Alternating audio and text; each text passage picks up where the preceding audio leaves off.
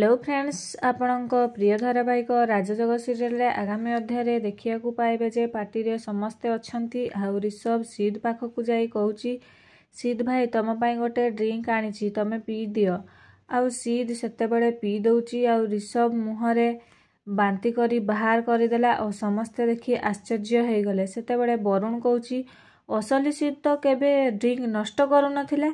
एतिकी बेले दिया कहूची पुराना सिद्ध ड्रिंक करी रिया को मारधर करुथिले एबे सिद्ध बदली जाइछंती से केवल रिया को भल पाइबा देबाकू चाहुचंती। तापरे सुरंजन पार्टी रे माइक्रोफोन माने सिद्ध माइक्रोफोन धरी अनाउंस करी कहिले समस्ते सुनंतु मु आउ ड्रिंक्स करिबी नाही रिया को केवल भल पाइबा देबी।